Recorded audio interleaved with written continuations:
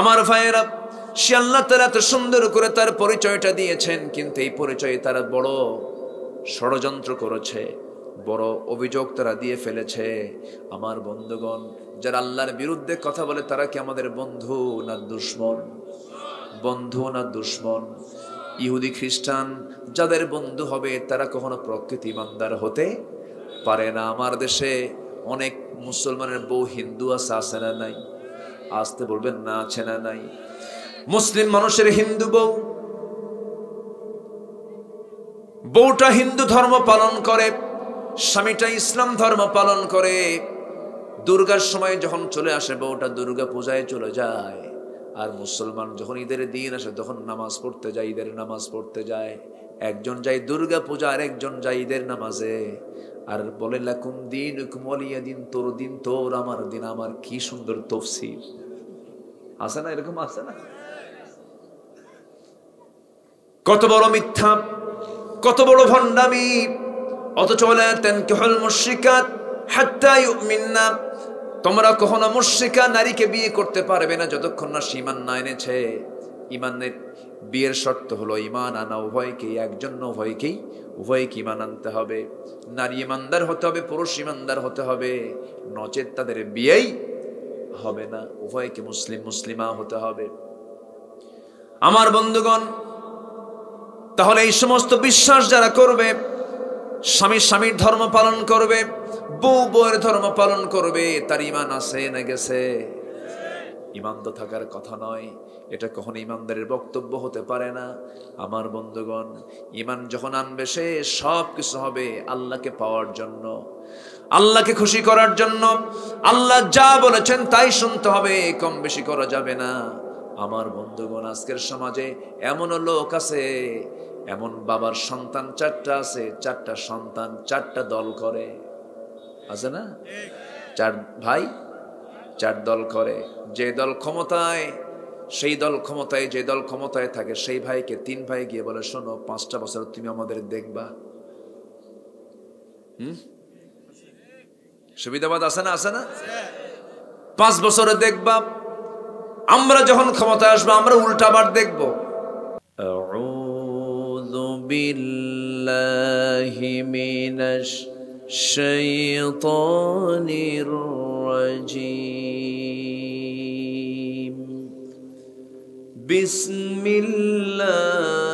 বিসমিল্লাহির রাহমানির রাহিম।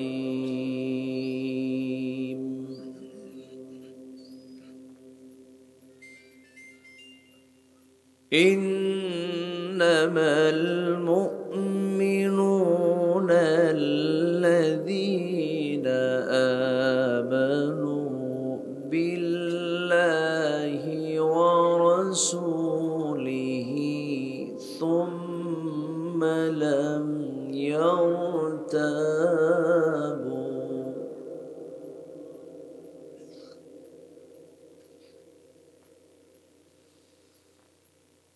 ثم لم يرتابوا وجاهدوا بأموالهم وأنفسهم في سبيل الله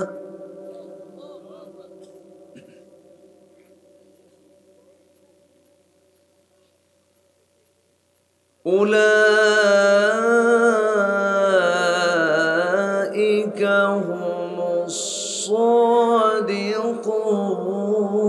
الصادقون.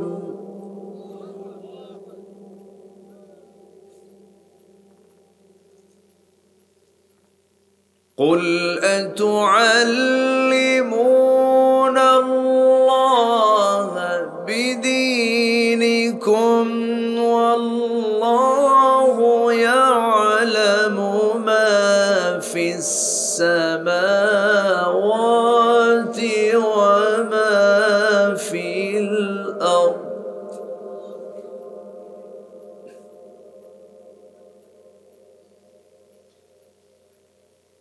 والله بكل شيء عليم.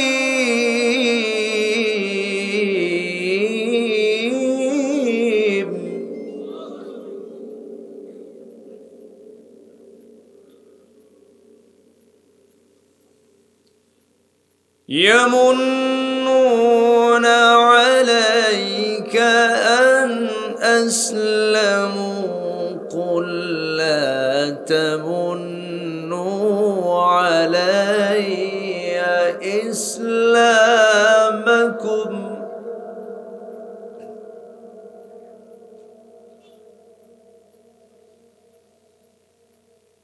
بل الله يمن عليكم أن هداكم للإيمان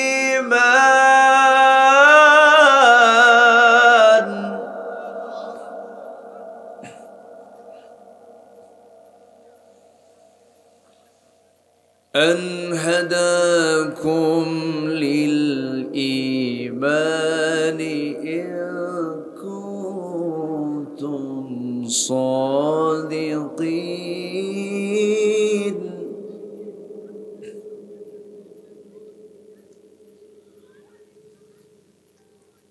إن الله يعلم غيب السماوات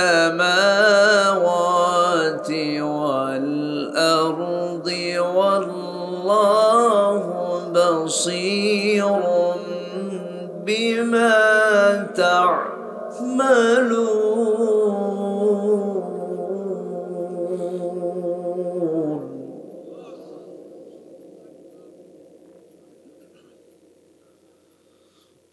الله أكبر.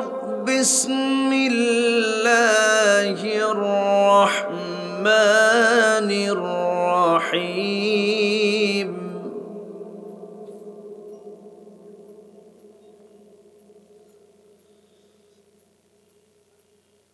إن الله وملائكته يصلون على النبي يا أيها الذين آمنوا صلوا عليه وسلموا تسليما. اللهم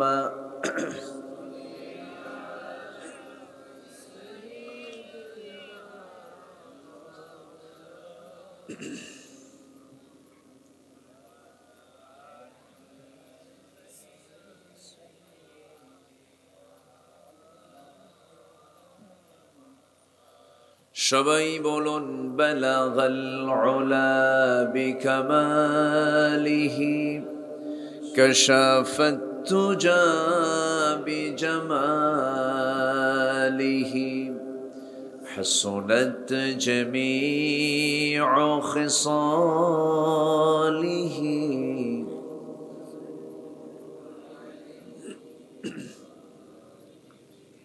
سورة يوسف بدار حكمة لقمان إمام قارئ قرآن باري ये दिले सादिमान ما بلغ العلا.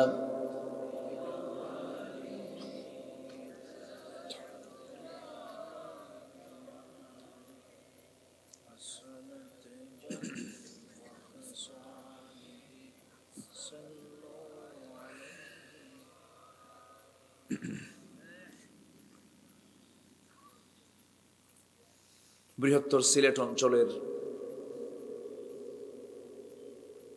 সুনামগঞ্জ জেলার তাহিরপুর উপজেলার পিসফুল মডেল মাদ্রাসা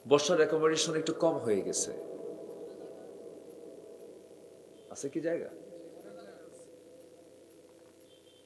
আচ্ছা, এরপরও একটু ছোটই হয়ে গেছে। মানুষকে বসতে দিতে কৃপণতা করা যাবে না, আসন একটু বেশি রাখা উচিত, তাই না? একদম মানে কানে পিঠে হয়ে গেছে, তাই না? সম্মানিত হাজে, আমি তো প্রথমে মানে হতাশ হয়েছিলাম যে লোকজন কই, কিন্তু আপনারা যে এরকম চালাক তা তো বুঝি নাই। হ্যাঁ, সময় মতো বান্দা হাজির হয়ে গেছে। জুমার দিন আজান দেয় 12:30টায়, মুসল্লি হাজির হয় 1:29:29। শুধু এসে আল্লাহকে বলে, আল্লাহ টাইম ছিলই না, একটু হাজিরা দিলাম। অথচ সহিহ হাদিসের বর্ণনা, যদি কোনো বান্দা জুমার দিন সবার আগে যে মসজিদে ঢুকবে, আল্লাহ তাআলা তার আমল নামায় একটা উট কোরবানির সওয়াব দিয়ে দেন। তাহলে জুমার দিন সবার আগে মসজিদে গেলে যদি এরকম সওয়াব পাওয়া যায়, আজকের মাহফিলে যিনি সবার আগে এসেছেন তার সওয়াব তো সবচেয়ে কম, তাই না? না বেশি হওয়ার কথা? এখানে কথা চলতেছে পাশে, এই রাস্তাটা সাইলেন্ট করে ফেলেন যেন কোনো হোন্ডার আওয়াজ, এটা তো মঞ্চ। ক্বালা ইয়াকুম ফিল জুলুসি বিত্তুরাকাত, তোমরা রাস্তায় বসা থেকে বিরত থাকো। এটা বিশ্ব নবীর কথা। আমরা বসে আছি রাস্তার ধারেই, কিন্তু এটাকে একটু সাইলেন্ট করে দেন যেন কেউ কথা না বলে, কারণ এখানে কথা আমি বলছি, আমার কানে যদি আরেকটা কথা আসে, সুবিধা না অসুবিধা? এত লোকের অসুবিধা যিনি করবেন তার কি অসুবিধা? শুধু মহা অসুবিধা। দেখা দেয় তো, চুপচাপ থাকবো আমরা। কোরআন শোনার জন্য দুটো আদব: শোনা, চুপ থাকা। শোনা, ফাসতামিউ লাহু ওয়া আনসিতু, শোনো, চুপ থাকো। কার হুকুম? আল্লাহর হুকুম। মাইকটা খুব ভালো ভালো, কিন্তু নামাজ কালাম পড়েন? পড়ে না। ওয়াজ বেশি শোনে কে বেশি বলুন তো? সবচেয়ে বেশি ওয়াজ কে শোনে? মাইক হলো। ফলাফল হলো নামাজ পড়ে না।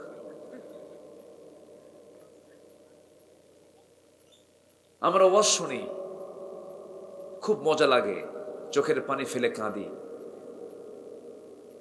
হুজুর ওয়াজ তো শুনলাম, কিন্তু ফজরের সময় পানি যে খুব ঠান্ডা,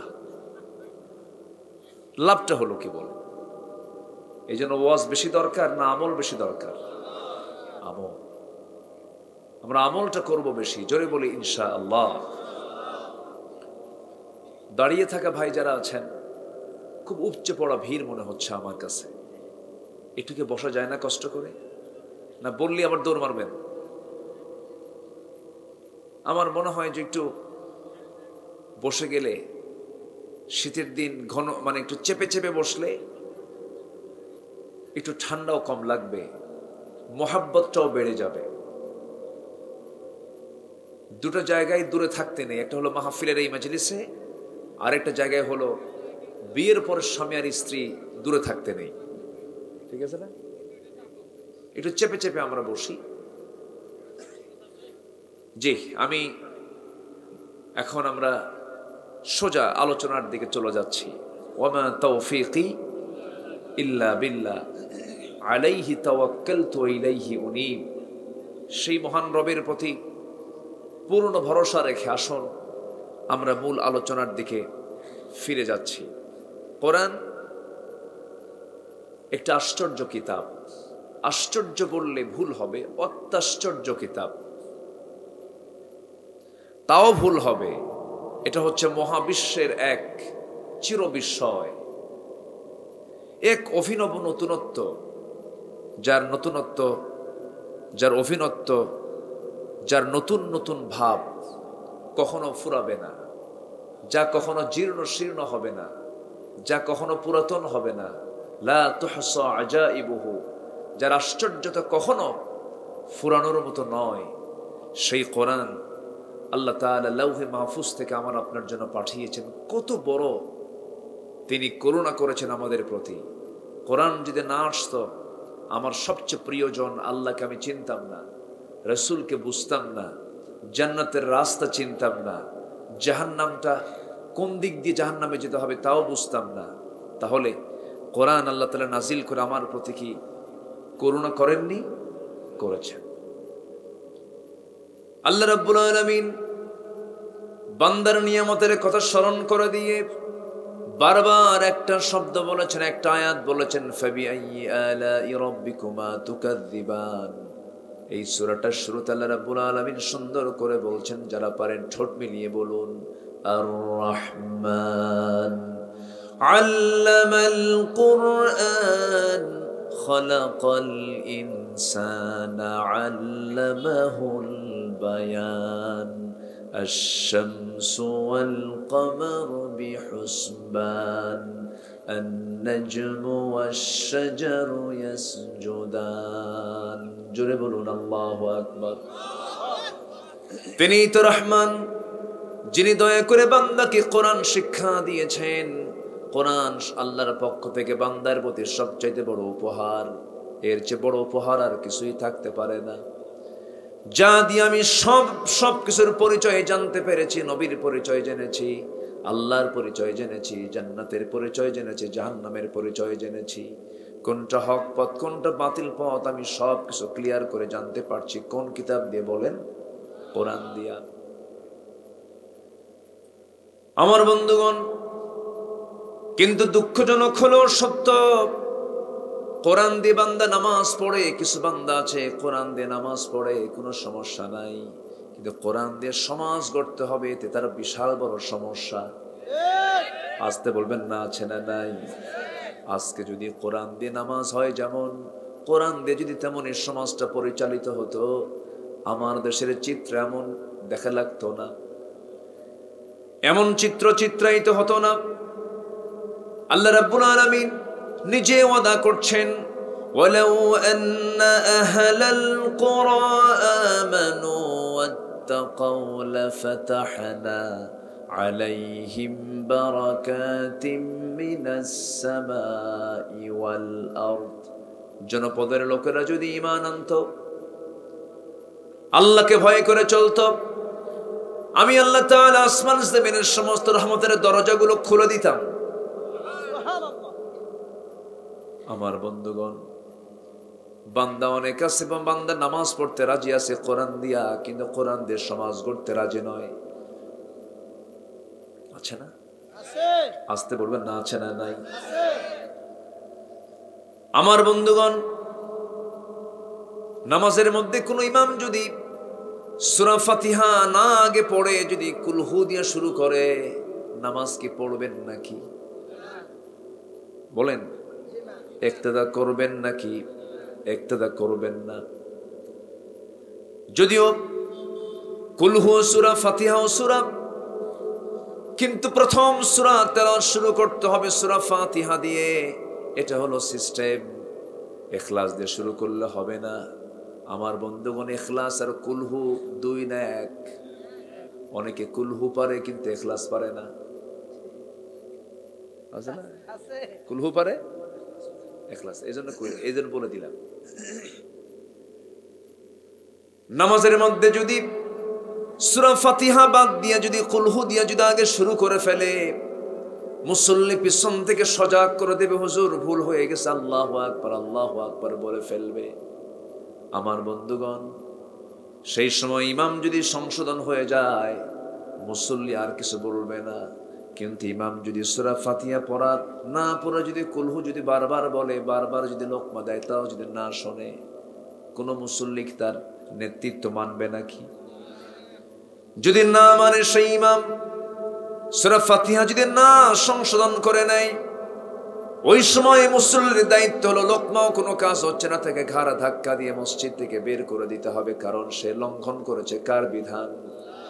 নামাজের মধ্যে সাধারণ শুধু একটা সূরাকে যদি মুকদ্দম মুআক্খার করে ফেলে, আগ পর করে ফেলে, যদি এমনটা করা হয়, সমাজের নেতৃত্ব দিতে গিয়ে যারা কোরআনের আইনের জায়গায় অন্য কোন আইন বসাচ্ছে তাদেরও ঘাট ধরার দরকার আছে না নাই?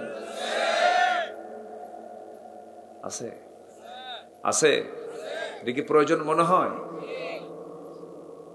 ধরবে কে বলে? আল্লাহ। আল্লাহর দায়িত্ব দিয়ে দিলেন। হ্যাঁ, মাশাআল্লাহ। ইমরুল ভাইকে চেনেন তো সবাই, না? এখানে আসে না, ঘন ঘন আসে না? মাশাআল্লাহ, আলহামদুলিল্লাহ। আমি খুবই আনন্দিত। আমি তাহিরপুরে গত 3 বছর, না প্রায় 3 বছর যাবত আমার আসা হয়। অনেক জেলা বাদ পড়ে যায়। যেরকম এবছর আমি ভোলাতে যেতেই পারছি না, ঝালকাঠি যেতে পারছি না, পটুয়াখালী যাওয়া হচ্ছে না, সময় নাই, সুযোগ নাই। মৌসুম পার হয়ে যাবে, কিন্তু যে ভাইটার কারণে আমার এখানে ঘন ঘন আসা হয়, চাঁদ মাখা মুখগুলো দেখা হয়, আমার ইমরুল ভাই। আমি যা আসি আপনারা মনে হয় বেজার নাকি? খুশি তো নাকি? বলি আলহামদুলিল্লাহ। আমিও খুশি, আনন্দিত। সম্মানিত ভাইয়েরা, তাহলে ইমাম যদি ভুল করে মুসল্লি তাকে লোকমা দেবে, সমাজের যারা নেতৃত্ব দেবে তারা যদি কোরআনের বাইরে যদি অন্য কোনো আইন খাড়া করে সেখানেও প্রতিবাদ করার দরকার আছে না নাই? এই অভাবের কারণেই আজকে সমাজের এমন চিত্র আজকে আমরা দেখতে পাচ্ছি। আমরা কথা বলি না তো, চোখের সামনে আকাম কুকাম হচ্ছে, গর্হিত কাজ হচ্ছে, রাতকে দিন করা হচ্ছে, দিনকে রাত করা হচ্ছে, কিন্তু ইমানদার চুপ করে বসে আছে। ইমানদার কি চুপ করে বসে থাকার জাতি? ইমানদার কি অন্যায় চোখে থেকে শুধু চেয়ে থেকে দেখবে? আমার নবীকে তা দেখেছেন? আমার দেশের মানুষ সত্য কথা বেশি বলে না মিথ্যা কথা বেশি বলে? বলেন বলেন বলেন বলেন। মিথ্যা কথা। আমাকে আজকে একজন ফোন দিয়ে বলে, হুজুর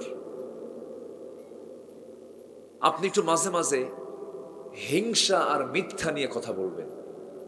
হিংসা আর মিথ্যা। আমি তাকে বললাম, শর্ট উত্তর হলো, ক্বালা ইয়াকুম ফিল হাসাদ ফাইনাল হাসাদা ইয়াকুলুল হাসানাত কামা তাকুলুন নারুল হাতাব। হিংসা সমস্ত নেক আমলকে খেয়ে ফেলে, যেমন করে আগুন কাঠগুলোকে পুড়ে শেষ করে দেয়।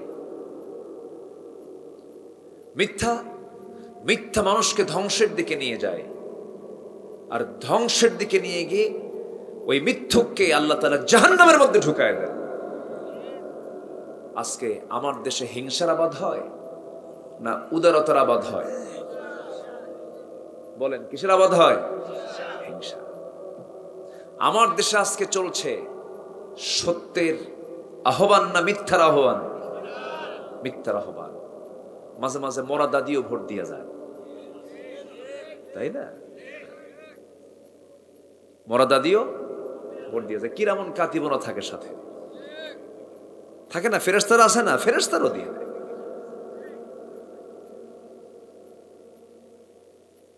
আকলমন্দ ইশারা বাসাত, সচেতন ব্যক্তির জন্য ইঙ্গিতটাই যথেষ্ট, বেশি কিছু লাগে না তো।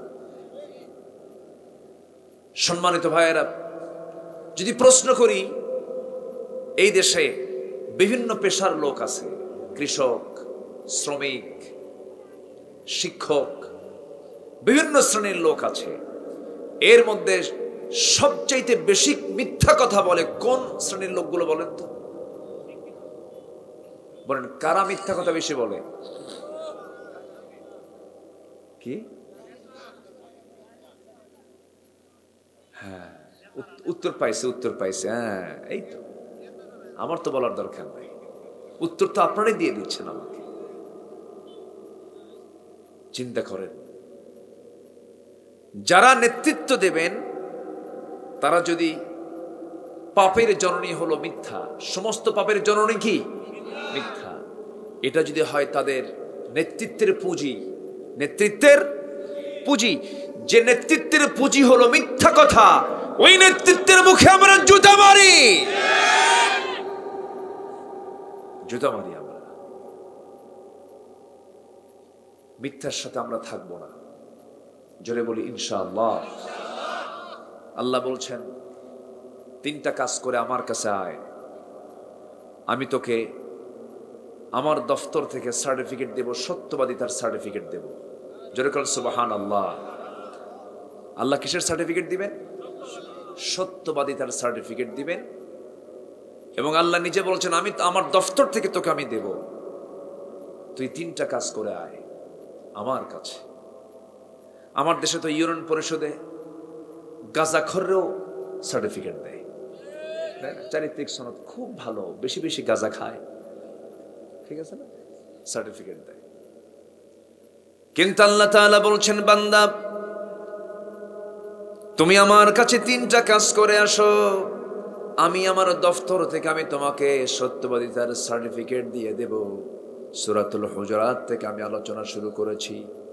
সূরাতুল হুজুরাতের শেষ দিকের কয়েকটা আয়াত 15 থেকে 18 পর্যন্ত 4টা আয়াত আমি তেলাওয়াত করেছি। এই 4টা আয়াতকে সামনে রেখে কিছু কথা বলতে চাচ্ছি, আমাকে সময় দেওয়া যাবে তো? আমি খুব খুশি যে আজকে আমাকে একটু আগে ভাগে উঠানো হয়েছে। আমার দেশে আবার আগে ভাগে ওঠা খুব মুশকিল, লেখা হয় আমার নামে প্রধান বক্তা, কিন্তু হয়ে যায় শেষ বক্তা, লেখে প্রধান। ময়মনসিংহ মাহফিল আমার গত 2 বছর আগে 9টার দিকে মাহফিলে গেলাম, বললো হুজুর খান এই যে বিছানা শুয়ে পড়েন। বললাম শুয়ে পড়বো মানে আমি উঠবো কখন? চিন্তা করেন না, গত বছর প্রধান বক্তা যে সময় উঠছে তার 1 ঘন্টা আগে আপনাকে এবার উঠাবো। আমি শুয়ে আছি, রাত 3টার দিকে এসে বলে হুজুর চলেন। তো বললাম ভাই রাত 3টার দিকে আমাকে নিয়ে যাচ্ছেন, হুজুর গত বছর প্রধান বক্তা উঠছিল রাত 4টায়, এবার 1 ঘন্টা আপনাকে আগে দিলাম। বলেন তো রাত 3টার দিকে উঠে ওয়াজ হবে না আওয়াজ হবে? কি হবে? আওয়াজ। যারা আওয়াজ দিতে পারে আর যারা নাচতে পারে ওরা পারবে। 3টার দিকে উঠে দেখি লোকজন মাশাআল্লাহ আছে, ভালো আলোচনা শুনেছে ভালো, কিন্তু ওই সময় কি আলোচনা শোনার সময় না ঘুমানোর সময়? ঘুমানোর সময়। সব সময় তো সব কাজ হয় না। তো তাহিরপুরবাসীকে আমি ধন্যবাদ জানাচ্ছি যে আমাকে সুন্দর একটি সময় আমাকে উঠানো হয়েছে, বলি আলহামদুলিল্লাহ। তাহলে আমরা কারো কাছ থেকে সার্টিফিকেট নেব না, নেব কার কাছ থেকে বলেন? আসতে বলবেন না, কার কাছ থেকে? কয়টা কাজ দিয়া বলেন? কয়টা কাজ? 3টা। সূরাটার নাম কি বলেন তো? সূরাতুল হুজুরাত, 49 নম্বর সূরা এটা। আমার বন্ধুগণ এই সূরাটা হলো আদবের সূরা। এই সূরাটা যদি প্রত্যেকটা শিক্ষা সিলেবাসে যদি সবার জন্য যদি বাধ্যতামূলক করে দেওয়া হতো, ইউনিভার্সিটিতে শিক্ষকের সামনে কোনো ছাত্র সিগারেট খেত না, ইউনিভার্সিটিতে কোনো ছাত্র শিক্ষকের সামনে কোনো ছেলে কোনো ছাত্র কোনো ছাত্রীকে নিয়ে শিক্ষকের চোখের সামনে তারা নোংরামিগুলো করতো না, বেয়াদবিগুলো করতো না। আমার বন্ধুগণ সূরা হুজুরাত শুধু মাদ্রাসার ছাত্রদের জন্য নয়, সূরা হুজুরাত এমন একটা সূরার নাম আল্লাহ রাব্বুল আলামিন প্রত্যেকটা মানবের জন্য, প্রত্যেকটা মানুষের জন্য এটাকে এসেনশিয়াল করেছেন। জোরে বলে সুবহানাল্লাহ।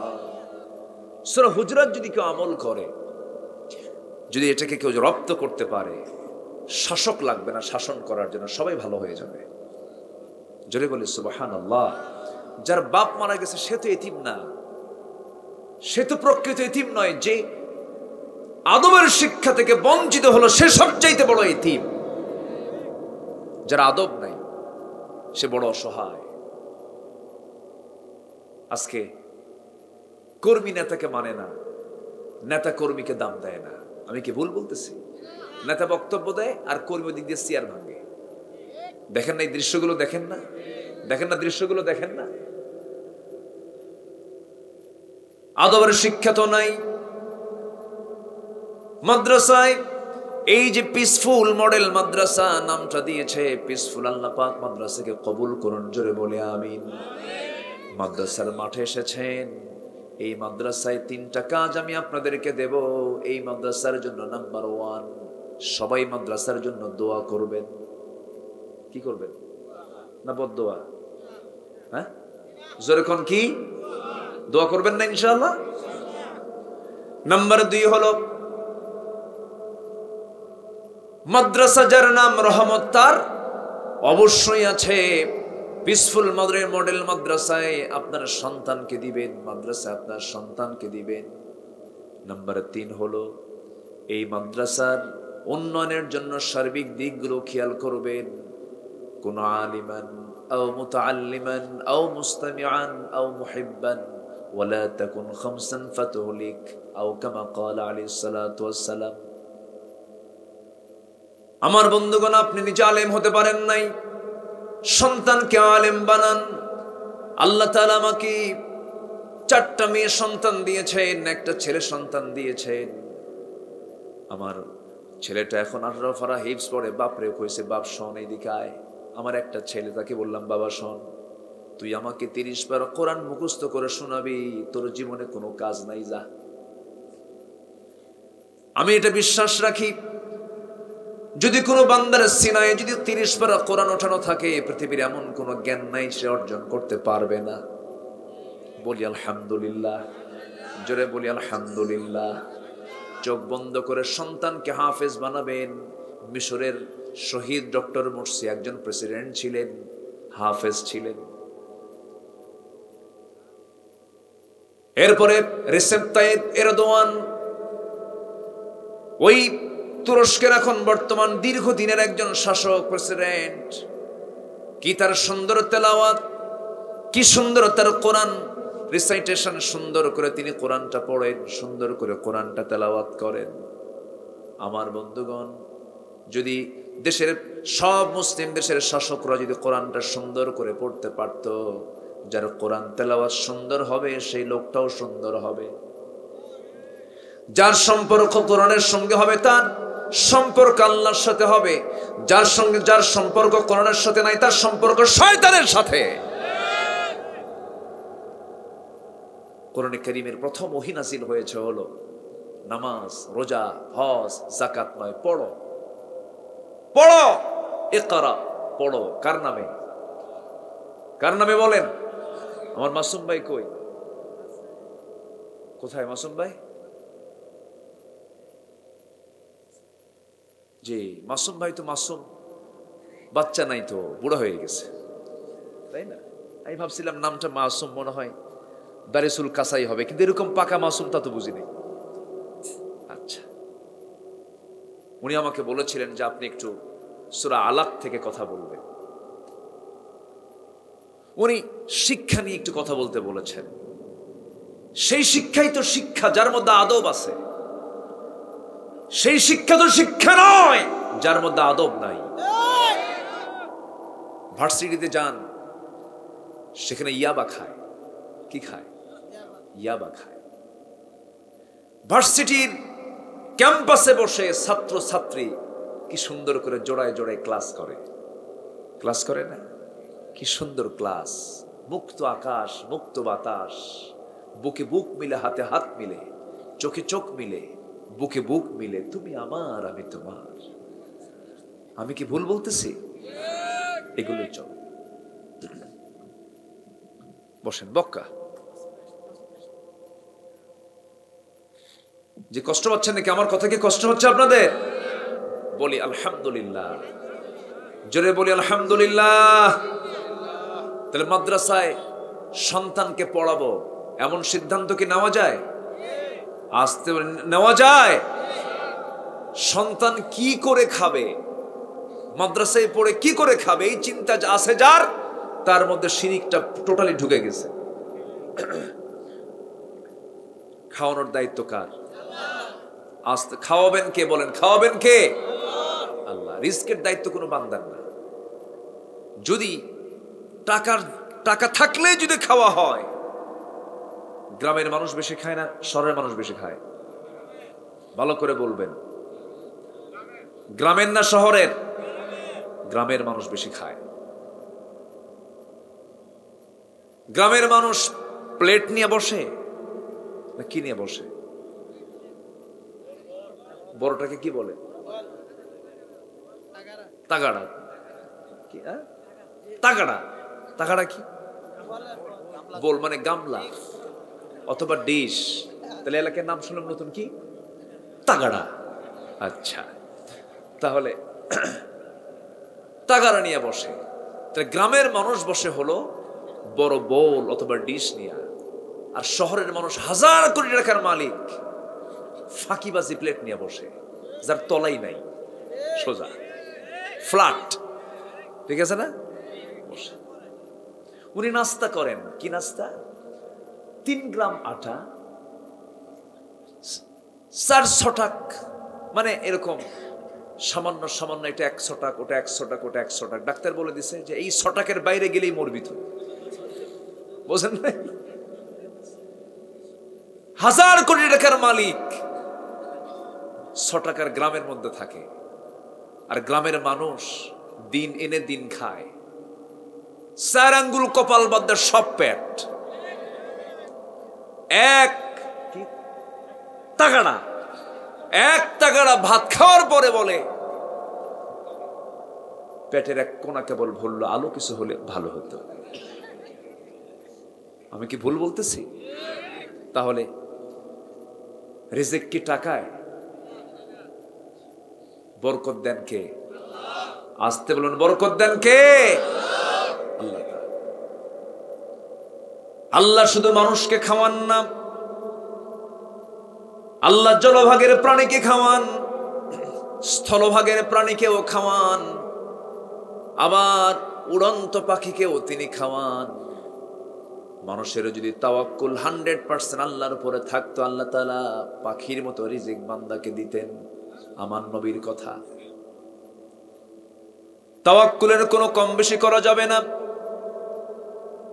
কি করে খাবো, কি করে চলবো, কি হবে আমার, এমন কথা শয়তান থেকে আসে। যা হবে ফয়সালা কার? আসতে বলবেন না কার? আল্লাহর ফয়সালা। আমার বন্ধুগণ, জলভাগের ভিতরে সবচেয়ে বড় প্রাণী হলো নীল তিমি, যার ওজন হলো 60, যার ওজন হলো 120 টন, 1700 হর্স পাওয়ার, যার বড় বড় জাহাজকে সে তার পিছন সাইড দিয়ে আটকায় ফেলে, জাহাজ চলতে পারে না, এত তার শক্তি গায়ে। এটা হলো জলভাগের সাবমেরিন। এই নীল তিমি প্রত্যেক দিন তার বাচ্চাকে যখন দুধ খাওয়ায়, সকাল সন্ধ্যা তার বাচ্চাকে দুধ খাওয়াতে তার লেগে যায় 50 থেকে 60 মণ দুধ। কে খাওয়ান? আসতে বলবেন না কে খাওয়ান? আল্লাহ খাওয়ান। জলের আবার একটা হস্তি আছে, জলহস্তি। জলের নিচ পড়তে হয়, সেই জন্য জলহস্তিকে আল্লাহ রাব্বুল আলামিন তার শ্বাসটা এত বড় করেছেন, তার লাংসের প্রসেসিংটা এত দীর্ঘ করে দিয়েছেন। মানুষ পানির নিচে বেশিক্ষণ থাকতে পারে না, কিন্তু জলহস্তি সে তার লাংসটা আল্লাহ রাব্বুল আলামিন এমন সম্প্রসারণ করে দিয়েছেন যে সে 30 মিনিট পর্যন্ত পানির নিচে সে দম ফেলে থাকতে পারে। কেন?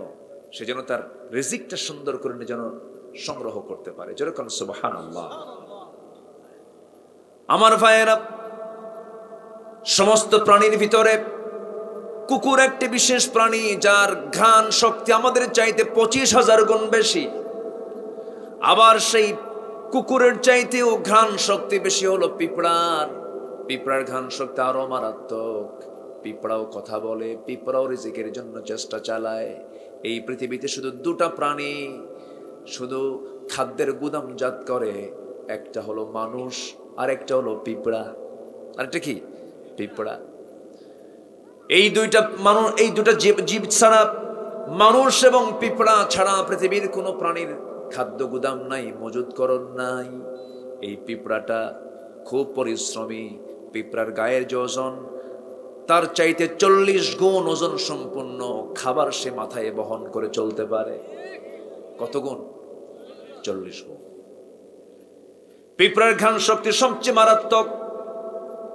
আমার আপনার নাকে ধরা পড়ে না কোথায় মিষ্টি আছে, ধরা পড়ে, কিন্তু পিঁপড়া ঠিকই জেনে যায় কোথায় মিষ্টি আছে। ছোট্ট প্রাণী, কিন্তু ঘ্রাণটা দিয়ে দিয়েছেন তিনি কে? কারণ আল্লাহ তার নাকে ঘ্রাণ না দিলে সে রিজিকটা সংগ্রহ করবে কেমনে? এই জন্য প্রাণীও ছোট, কিন্তু ঘ্রাণ শক্তি আমাদের চাইতে ডাবল বেশি, হাজার হাজার গুণ বেশি। আল্লাহু আকবার বলবেন না? আমার ভাইয়েরা, আমাদের চোখ হলো 2টা, মাসির চোখ হলো 5টা। মাসির চোখ ডান দিকে, বাম দিকে, সামনে মুভিং আই, এরপরে অ্যান্টিনা আছে। আল্লাহ তাআলা তার লাইফ সিকিউরিটি কত সুন্দর করে দিয়েছেন। একটা প্রাণী আছে প্রজাপতি, প্রজাপতি চিনেন না? প্রজাপতি, এই প্রজাপতি ঘরের মধ্যে ঘুরলে নাকি মেয়ে বাচ্চা হয়। আমার বউ সেদিন কয়, আমি ঘরের মধ্যে বসে আছি, প্রজাপতি ওড়ে, কয় সামনে আবার মেয়ে আসতেছে। কেন? কে যে প্রজাপতি ঘরে, কেটা হাদিস পাইছো? আমার আম্মা কইছে। আম্মা জানছে? আমার দাদি কইছে।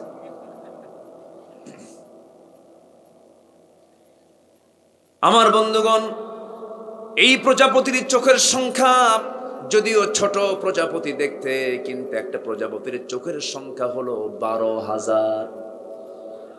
জোরে বলি সুবহানাল্লাহ। আমাদের দাঁত কয়টা?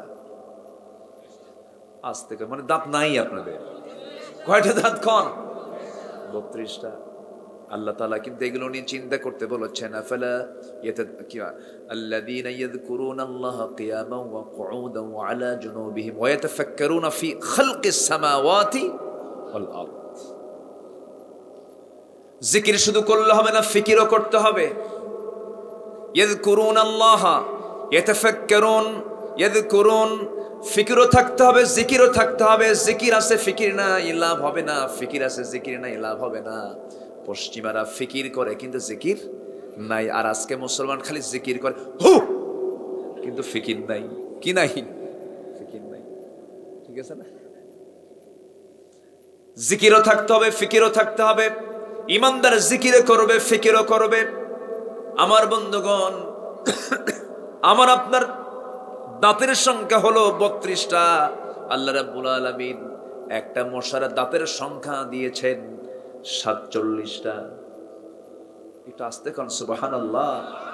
মশা কামড় মারে তো টের তো পান না, 47টা বসায় দেয় একসাথে। এমনি কি ডেঙ্গু হয়? আর ডেঙ্গু মানে তো পঙ্গু। এই মশা দিয়া বিদায় করছেন কারে? আস্তে কারে বিদায় করছেন? কারে বিদায় করছেন? ও সেদিন থেকে মশা আসছে। এই নমরুদ না আসলে তার মশাটা আসতো না।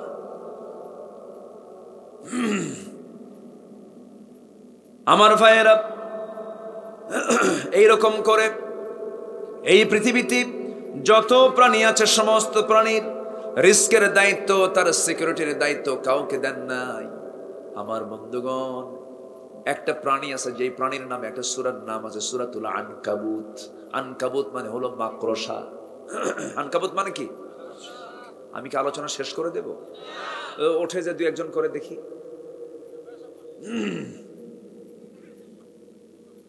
বসেন। এত সুন্দর মানুষ, আপনার মানুষগুলো এত সুন্দর, হ্যাঁ? কোন নড়াচড়া নাই, কিন্তু সাহাবীদের যে বৈশিষ্ট্য, সেই বৈশিষ্ট্য আমি আপনাদের মাঝে দেখতে পাচ্ছি। বলি আলহামদুলিল্লাহ। কোন সাহাবী নবীজির বয়ানের সময়, কোরআনের আলোচনার সময় কেউ চুল পরিমাণ নড়ত না। কারণ কোরআনের আদব, কোরআনের সম্মানে। আল্লাহু আকবার বলে। আর এখন বক্তাও নড়ে, শ্রোতাও নড়ে। বক্তা কয় হু, আছে না? এরকম আছে না? জিকির করতে করতে লাভ মেরে আম গাছে ওঠে, জাম গাছে ওঠে, ভুল করে বড়ই গাছে ওঠে না। বড়ই গাছে কাটা আছে, এই হুশ ঠিকই আছে। 1.5 হাত লাঠির পিটন খাইলে সব ঠিক হয়ে যাবে। ভণ্ডা, ঠিক কিনা? এখন তো ওয়াজ হয়ে গেছে একটা মানে নাট্য মঞ্চের মতো। কিছু বেয়াদব তাদের আবির্ভাব হয়েছে এই কোরআনের মঞ্চে। কোনো এলেম নাই, মঞ্চে উঠেই মানে কি যে গান বাজনা শুরু হয়ে যায়। আছে না? আমি কি ভুল বলতেছি? আয়াত নাই, হাদিস নাই, এগুলো নাই। আল্লাহ তুমি এই ফিতনা থেকে জাতিকে হেফাজত করো। জোরে বলি আল্লাহুম্মা আমিন। আরো জোরে আল্লাহুম্মা আমিন।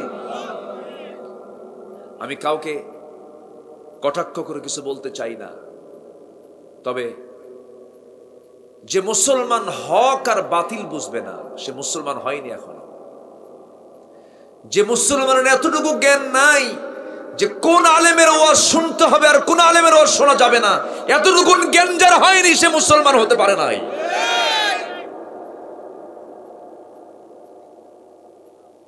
আজকে যা মুখ থেকে আসে তাই বলে, সব শুধু শুনি, কি বলবো, পাল্টা জবাব দিতে ইতস্ত হয়। এই জন্য, কারণ কাফের মুশরিক বেদিনরা হাসে এগুলো দেখে, এই জন্য চুপচাপ থাকি। ইনডোরের কথা আউটডোরে কি কাকে কি গালি দিচ্ছে। অনেকে এসে যখন আমাদের কাছে বলে হুজুর একটু দোয়া করেন, আমি বলি ভাই দোয়া আমাদের জন্য করেন বেশি করে, আমরা যেন ভালো হই। কি কথা বোঝেন নাই? আমরা কি দোয়া করো, আমরাই তো ভালো হই নাই। আজকে জাতির যে ক্রাইসিস পিরিয়ড, এখন আজকে জাতি তার নেতা খুঁজে পাচ্ছে না। আসতে কান কেন?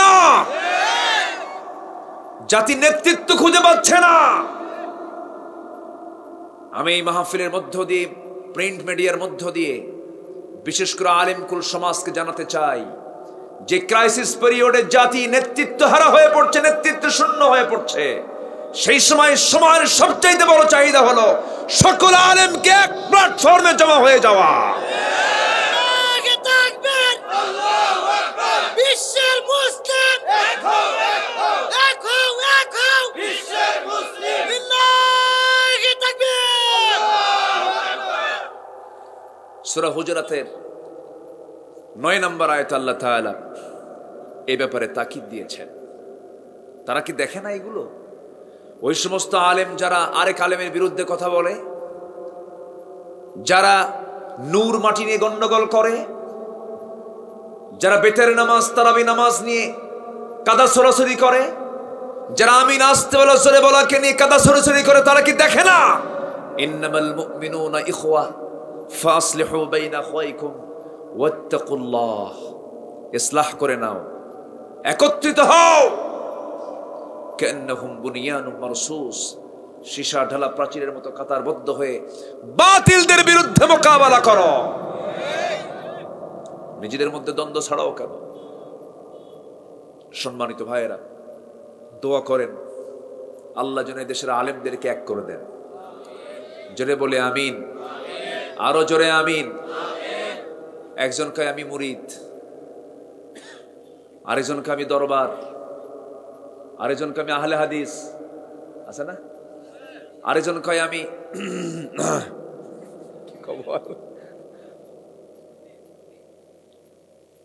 কি কোন মতবাদ নিয়ে, কি কোন চেতনা নিয়ে কথা বলে। সব কিছুর প্রাচীর ভেঙ্গে ফেলে সব দ্বন্দ্বের অবসান ঘটিয়ে বলতে হবে আমি মুসলমান, আমি মুসলমান, আমি মুসলমান। ঠিক কি না? আল্লাহ তুমি সবাইকে বোঝার তৌফিক দাও। জোরে বলি আমিন। আমাদের কালিমা কি দুইটা? আমাদের রব কয়জন? আমার রাসূল মুহাম্মদ সাল্লাল্লাহু। আমার সংবিধান কয়টা? এত মতবাদ কেন? আমরা এক হয়ে যাব। জোরে বলি ইনশাআল্লাহ।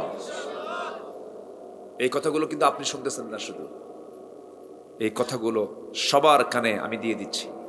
আমার দায়িত্ব আছে, আমার দায়িত্ব আছে না নাই? ভাববেন না কখনো শুধু এই তাহেরপুরের মধ্যে আলোচনা সীমাবদ্ধ হয়ে আছে। এই আলোচনা ভার্চুয়াল, এই প্রযুক্তির কারণে সবার হাতের মুঠোয় এখন সব পৌঁছে যায় মুহূর্তের ভিতরে। আল্লাহ তুমি এই কথাগুলো, হক কথাগুলো সবার কাছে পৌঁছে গিয়ে যেন আলেমকুল যেন এক হতে পারে, এই তৌফিক তুমি আল্লাহ দিয়ে দাও। জোরে বলি আমিন। কই যান? আচ্ছা, আপনি যাবেন? আপনারা যাবেন? বসেন। উনি অনেকক্ষণ কথা বলেছেন, ওনার ভুক লেগেছে, বুঝেন নাই? হ্যাঁ, উনি যাচ্ছেন। খুব সুন্দর আপনারা বলি আলহামদুলিল্লাহ। আমরা পুরস্কার পেতে চাই কার কাছে? আমরা সার্টিফিকেট নেব কার কাছে? আল্লাহর কাছে। আমার ভাইয়েরা, একটু কান লাগান, মনোযোগ দিয়ে শোনার চেষ্টা করুন। কোরআনের মাহফিল শুনতে এসেছি, নিজে কোরআন শিখবো, সন্তানকে শেখাবো। প্রথম আহ্বান থাকবে, কোন মাদ্রাসায় পাঠাবেন বলেন? বলেন তো এই মাদ্রাসার নামটা বলেন একটু, বলেন কি? পিসফুল, যেখানে শান্তি আছে, যেখানে শান্তি পাওয়া যায়, এমন একটা আধুনিক নাম দিয়েছে তারা। বলি আলহামদুলিল্লাহ। ভালো, আল্লাহ তুমি এই মাদ্রাসাকে কবুল করো, জোরে বলি আমিন। আহ্বান থাকলো আমার, 1 নাম্বার, সন্তানকে আলেম বানাতে হবে। সন্তানের হাতে কোরআন তুলে দিতে হবে। কোরআন সন্তানের হাতে তুলে দিবেন, ওই ইয়াবা খাবে না, বেদব হবে না, অসামাজিক কাজ করবে না, বড়দেরকে সম্মান করবে, ছোটদেরকে স্নেহ করবে, আদব আখলাক শিখবে। আল্লাহ তুমি সবাইকে বোঝার তৌফিক দাও, জোরে বলি আমিন। সম্মানিত ভাইয়েরা, আমরা এখানে যারা বসে আছে, আমরা ইমানদার কিনা বলেন? ইমান আনছি না আমরা? কার উপরে? আসতে বলবেন না, কার উপরে? কিন্তু কোরআন মানলাম না, তাহলে কি হলো? আখিরাতকে বিশ্বাস করলাম না, তাহলে কি হলো? ইমান এমন একটা জিনিসের নাম, ইমান টিকে রাখতে গিয়ে যতগুলো দিক আছে, সমস্ত দিকের উপরেই বিশ্বাস রাখতে হবে। 16 আনা। আল্লাহ মানলাম, রসুল মানলাম না, হবে না। ওই আল্লাহ ইহুদিরাও মানে না, খ্রিস্টানরা মানে না। ওরা কি বলে যে আল্লাহ মানি না? ঠিকই মানে, কিন্তু কি কয় জানেন? অকালাতুল ইহুদু উযাইরুন ইবনুল্লাহ। ইহুদিরা বলে ওজার হলো আল্লাহর ছেলে। যেরকম নাউযুবিল্লাহ। আজকের মাহফিলে এক অন্ধ হাফেজ, আমার পাশে বসে আছেন। উনি আমাকে মাঝে মাঝে ফোন দেন, আমি কথা বলি। আমার মনে হয়েছে আপনার মনোযোগ যতটুকু, সে অন্ধ হাফেজের মনোযোগ তার চাইতে ডাবল বেশি। আমি কি বলছি সব তার অটো রেকর্ড হয়ে যাচ্ছে, তাই না? আলহামদুলিল্লাহ। আল্লাহ তুমি তার এই দুটো অঙ্গ নাই, আল্লাহ তুমি তার হিসাবটাকে সেদিন সহজ করে দিও, জোরে বলি আল্লাহুম্মা আমিন। যিনি চোখে দেখেন না, তার গুনাহ কি আমার চাইতে বেশি হবে না কম? বলেন, বেশি হবে না কম হবে? তাহলে উনি কি আল্লাহর কাছে কি পিছায় আছে না আগায় আছে? হয়তো চোখ নাই, কিন্তু যার চোখ নাই তার সঙ্গে কি মেয়ে বিয়ে দিবেন?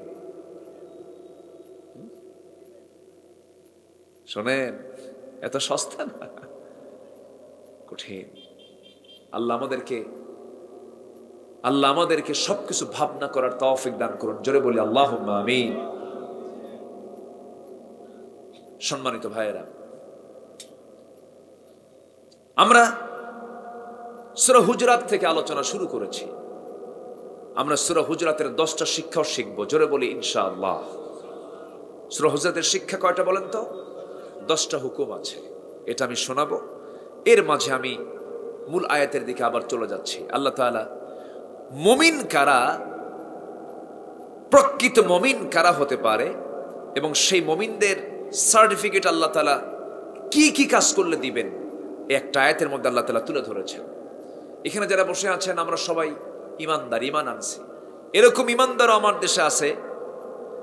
ইমানদার শুধু না, নামই হলো ইমান আলী। নাম কি? ইমান আলী, কিন্তু ফজর পড়ে না। কি পড়ে না?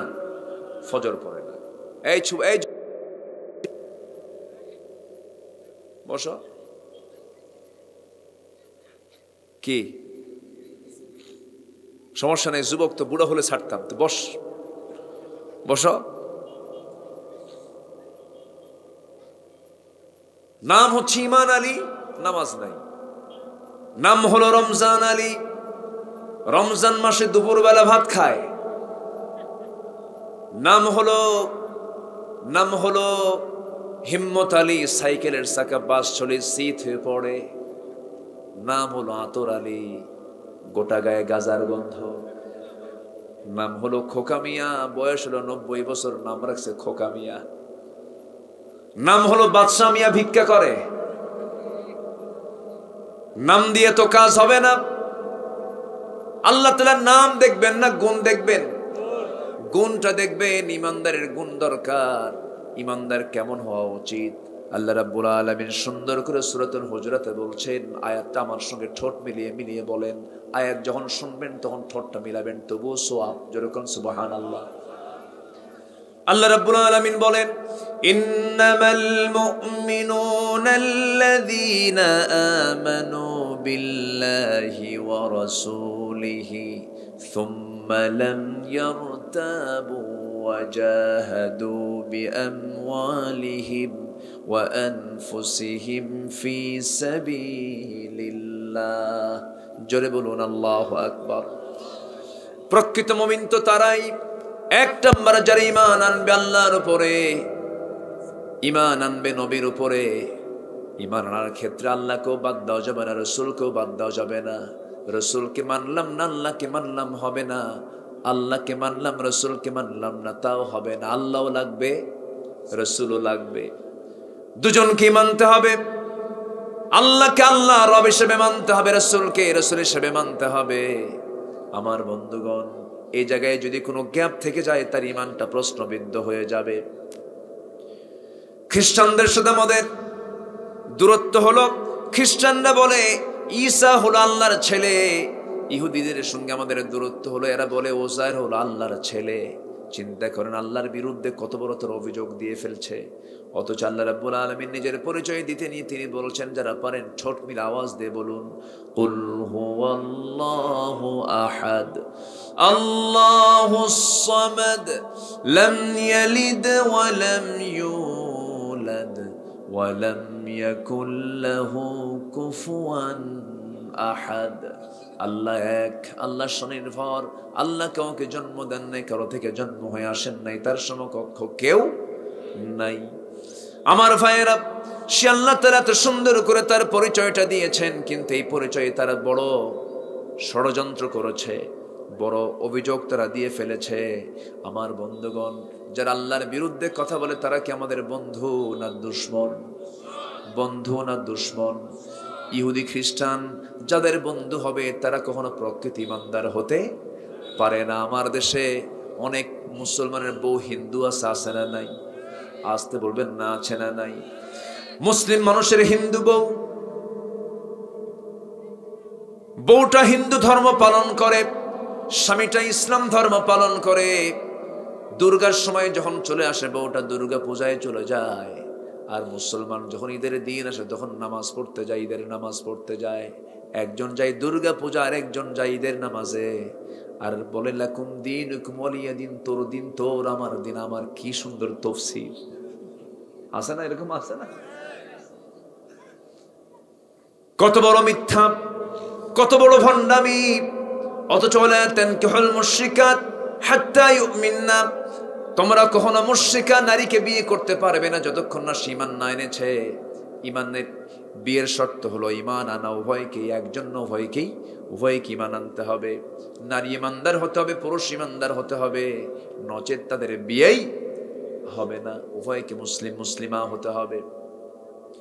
আমার বন্ধুগণ, তাহলে এই সমস্ত বিশ্বাস যারা করবে, স্বামীর ধর্ম পালন করবে, বউয়ের ধর্ম পালন করবে, তার ঈমান আছে না গেছে? ঈমান তো থাকার কথা নয়, এটা কখনো ঈমানদারের বক্তব্য হতে পারে না। আমার বন্ধুগণ, ঈমান যখন আনবে সে সব কিছু হবে আল্লাহকে পাওয়ার জন্য, আল্লাহকে খুশি করার জন্য। আল্লাহ যা বলেছেন তাই শুনতে হবে, কম বেশি করা যাবে না। আমার বন্ধুগণ, আজকের সমাজে এমনও লোক আছে, এমন বাবার সন্তান 4টা আছে, 4টা সন্তান 4টা দল করে, আছে না? 4 ভাই 4 দল করে। যে দল ক্ষমতায়, সেই দল ক্ষমতায়, যে দল ক্ষমতায় থাকে সেই ভাইকে 3 ভাই গিয়ে বলে, শোনো 5টা বছর তুমি আমাদের দেখবা। সুবিধাবাদ আছে না? আছে না? 5 বছরে দেখবা, আমরা যখন ক্ষমতায় আসবো আমরা উল্টাবার দেখব। কি সুন্দর তাদের জোট করে ফেলেছে। আমার বন্ধুগণ, এমনটা তো সাহাবাদের মধ্যে ছিল না। যুদ্ধের ডাক এসেছে, বদর যুদ্ধের ডাক আসলো, নবীর কানে সংবাদ চলে গেল বদর যুদ্ধের ডাক। আমার নবীজি বললেন, সাহাবীরা রোজা রেখেছে 16টা, যুদ্ধের তো ডাক এসেছে, ঈমানের দাবি কারা কারা করো? সাহাবায়ে কেরাম বলেন, ইয়া রাসূলুল্লাহ, আপনি বলুন কি করতে হবে? রাসূল বলেন শোনো, যুদ্ধে যেতে হবে। কোন যুদ্ধ? বদর যুদ্ধ। কুরাইশরা সব চলে এসেছে, 350 মাইল অতিক্রম করে লোহিত সাগরের পাশ দিয়ে ঘেসে ঘেসে তারা বদর নামক প্রান্তর পর্যন্ত চলে আসছে। কে কে যাবে? সাহাবায়ে কেরাম বললেন, ইয়া রাসূলুল্লাহ, বাড়িঘর ছেড়েছি, বউ বাচ্চা ছেড়েছি, একমাত্র দ্বীনের জন্য, কোরআনের জন্য আমরা হাজির হয়ে যাব ইনশাআল্লাহ হুজুর। রাসূল সঙ্গে সঙ্গে বলছেন, শোনো, যুদ্ধে তো যাবে, কিন্তু যুদ্ধে গিয়ে কিন্তু বাপকে দেখতে পাবে, কারো কেউ ভাইকে দেখতে পাবে, কেউ সন্তানকে দেখতে পাবে, কেউ চাচাকে দেখতে পাবে, কেউ বংশের মানুষকে দেখতে পাবে। কুরাইশের মধ্যেই তো যুদ্ধ, কুরাইশরা আসছে, আত্মীয় স্বজন দেখতে পাবে। যুদ্ধ করতে নিয়ে তোমরা শিথিলতা দেখাবে কিনা বলো হুজুর? আশিদ্দাউ আলাল কুফফার রুহামাউ বাইনাহুম, কোনো টেনশন করবেন না হুজুর, আমরা যাচ্ছি জিহাদে, কোনো সমস্যা নাই। আমার নবীজি সাহাবায়ে কেরাম কেমন সুন্দর করে যখন বলে ফেললেন, সাহাবায়ে কেরাম প্রস্তুতি নিয়ে নিলেন।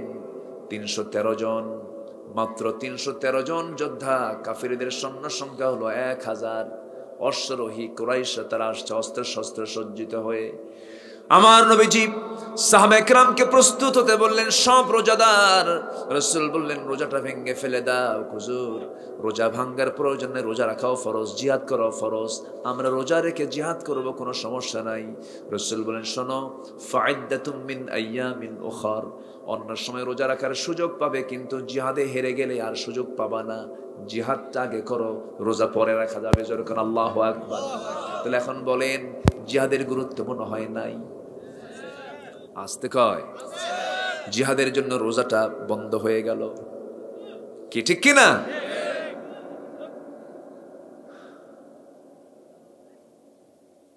কি শেষ করে দেব?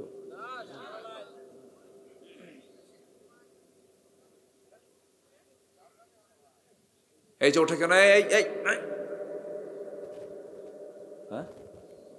হ্যাঁ, শীতকাল তো, বুঝি তো, না বললো তো সমস্যা।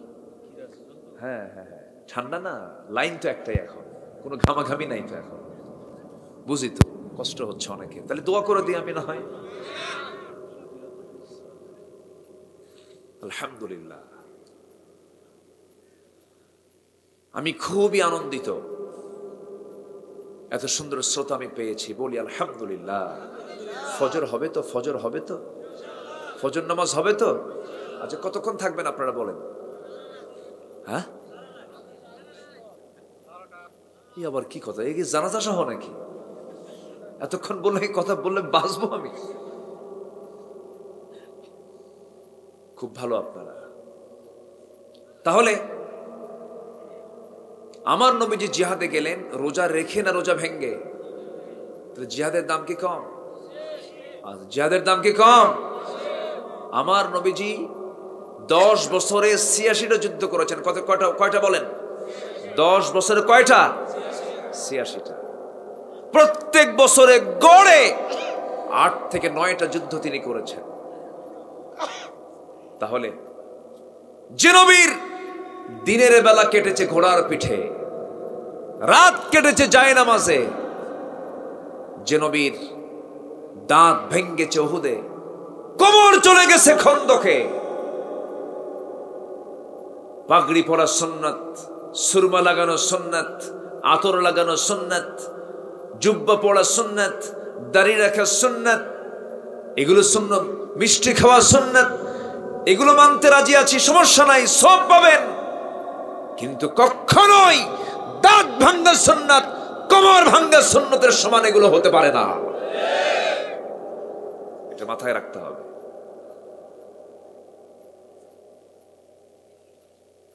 মিষ্টি খায়, মিষ্টি মুনাফিকও খেতে পারে, আতর সুরমা মুনাফিকও লাগাতে পারে, কিন্তু মুনাফিক জিহাদের ময়দানে যেতে পারে না, পারে না। আমার নবীজি মুনাফিককে চিনেছেন নামাজে না জিহাদে? নামাজে না জিহাদে? জিহাদে।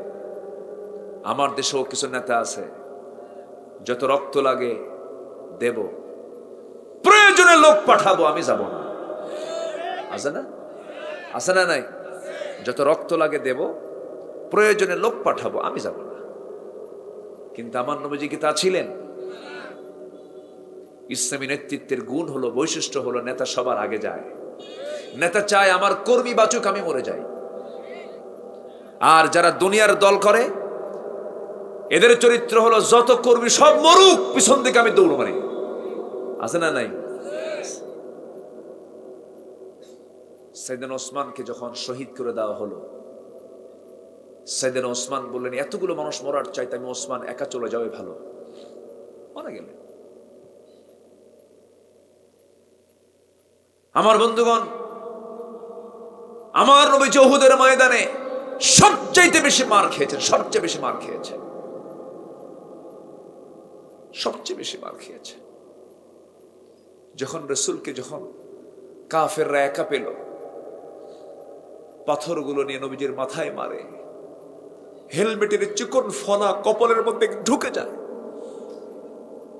কপালের শক্ত লোহা, শক্ত হাড়ের মধ্যে যখন লোহার ফলা ঢুকে গেল, ফিঙ্কি দিয়ে রক্ত পড়া শুরু হলো। হেলমেটের লোহা, মাথায় হেলমেট পরেছেন, শিরস্ত্রাণের লোহা নবীজির গালের মধ্যে লেগে গেল।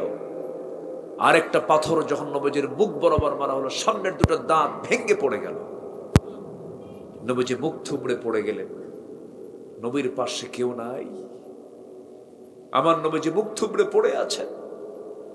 গোটা মদিনা, আকাশ বাতাস কেমন যেন অন্যরকম হয়ে গেছে, বাতাস ভারী হয়ে গেছে।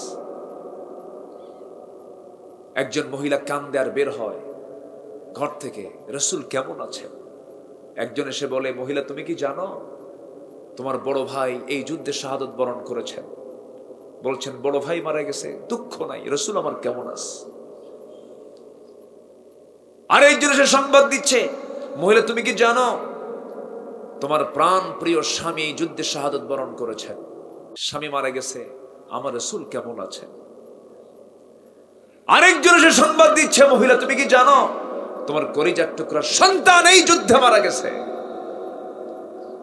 ওই মহিলা বলে, সন্তান গেল, স্বামী গেল, এমনকি আমার বড় ভাইও চলে গেছে, কোনো দুঃখ নাই, গোটা দুনিয়ার মানুষ চলে গেল, আমার কোনো তেমন কষ্ট হবে না, কিন্তু একটা বারের মতো জানিয়ে দাও আমার প্রাণের রাসূল পৃথিবীতে বেঁচে আছেন কিনা। আমার নবীজি উহুদের প্রান্তরে মার খেলেন, মার খেতে খেতে মুখ থুবড়ে জমিনে পড়ে গেলেন।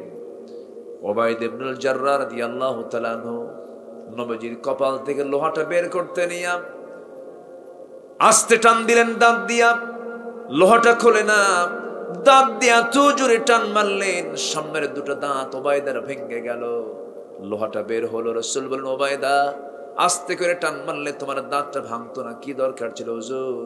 দাঁত কেন, কলিজা যদি সিনাও দিতে হয় আপনার জন্য তাও দেব আমি, উবাইদার কষ্ট হবে না।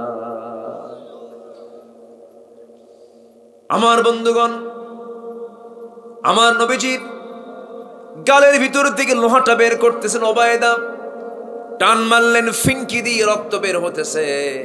আমার নবীজির সেই দেহ থেকে রক্ত ঝরা রক্তগুলো হাতের অঞ্জলিতে নিলেন, অঞ্জলিতে নিয়ে উবাইদা করলেন কি, চুষে চুষে রাসূলকে না দেখায় পান করতেছেন। রাসূল বলছেন, উবাইদা আমাকে না দেখায় কি খাচ্ছ তুমি, কি পান করো তুমি? হুজুর আপনার রক্ত এই জমিনে কোথায় ফেলবো আমি?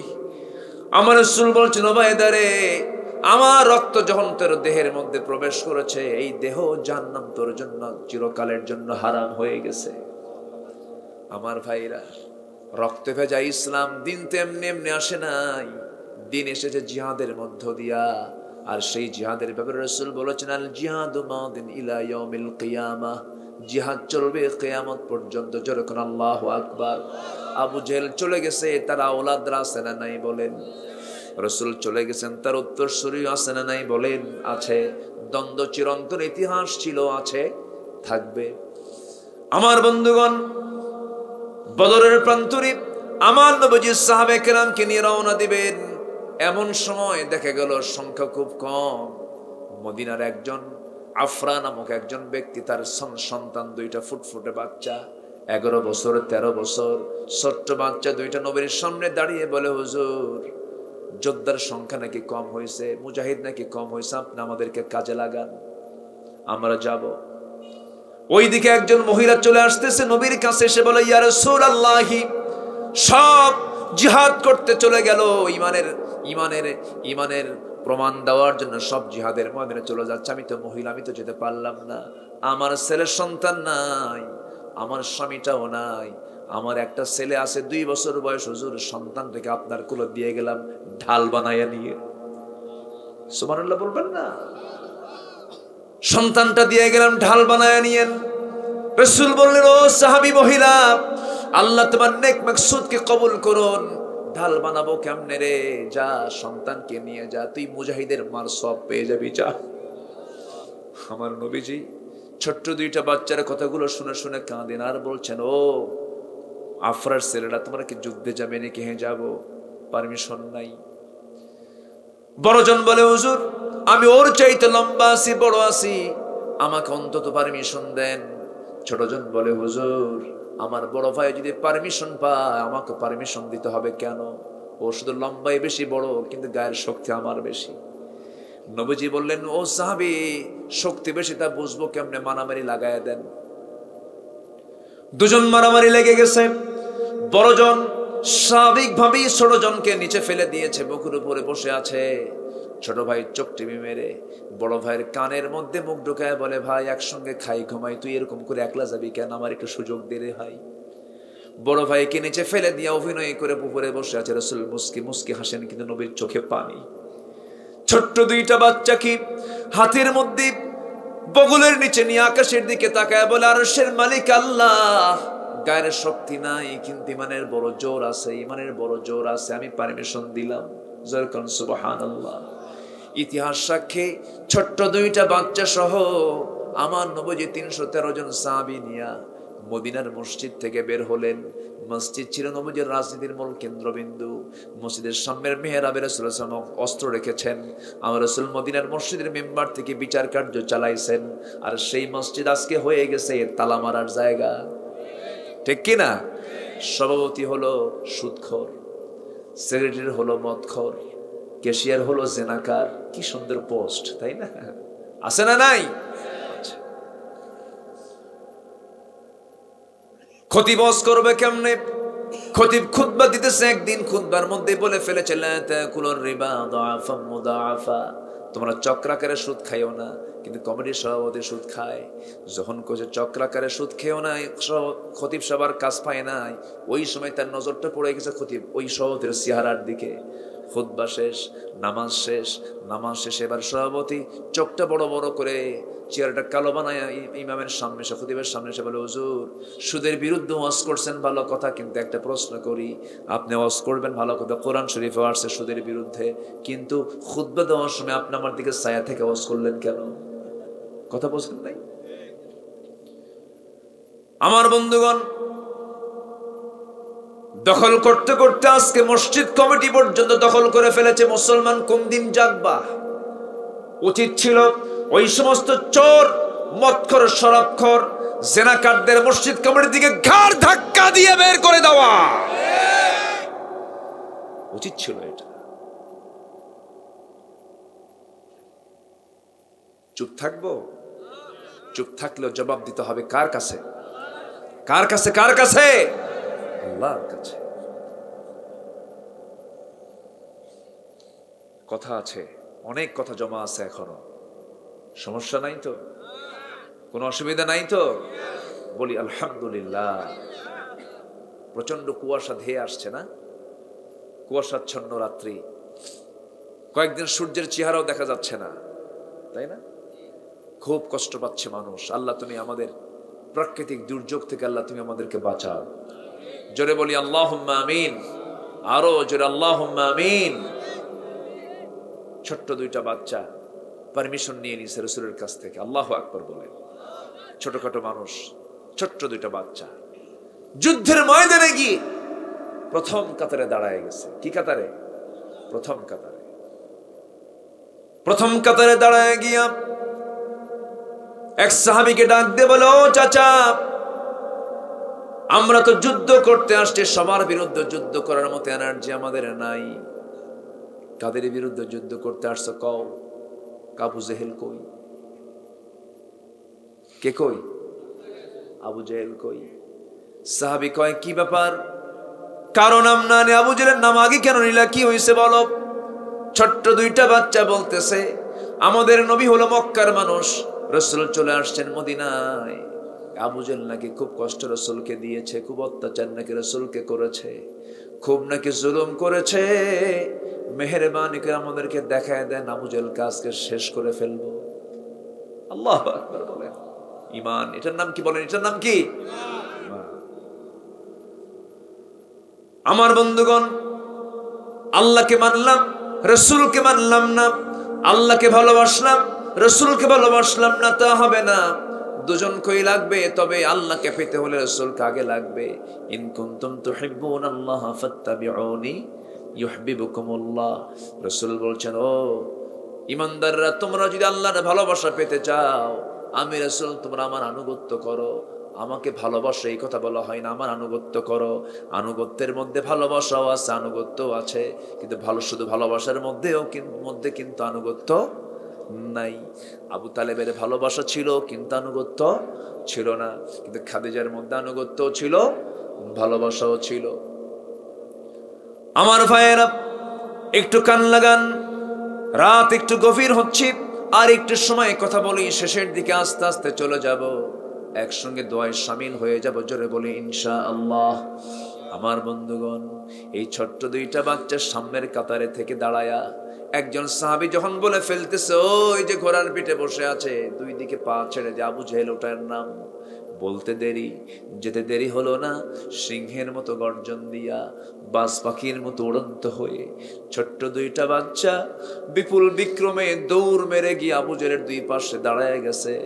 সবার বগলের নিচে থাকার কারণে কেউ টের পায়নি এটা কোন গ্রুপের মানুষ। ছোট্ট দুইটা বাচ্চা আবু জেহেলকে টার্গেট করে দুই দিক থেকে আল্লাহু আকবার বলে তরবারি হাঁকায় দিল তার পা বরাবর। দুইটা পায়ে যখন সজোরাঘাত করেছে, ইতিহাস সাক্ষী হয়ে আছে, ইতিহাস বলছে আবু জেহেল কোমর, ওই যে ধরাশয়ী হয়ে জমিনে পড়ে গেছে রক্তাক্ত হয়ে, কোমর সোজা করে পা খাড়া করে আবু জেহেল আর কখনো দাঁড়াতে পারে নাই। আল্লাহু আকবার, আরো যেন আল্লাহু আকবার। আবু জেহেলকে আল্লাহ খতম করেছেন নাবালকদের দিয়া, আল্লাহ তাআলা ফেরাউনকে খতম করেছেন পানিতে চুবান খাওয়ায়া, নমরুদকে বিদায় করেছেন আল্লাহ তাআলা ন্যাংরা মশা দিয়া। সে আল্লাহ বুঝি এখন নাই? আসতে বলবেন না, আছেন না নাই? আছেন না নাই? ফেরাউন জানতো না,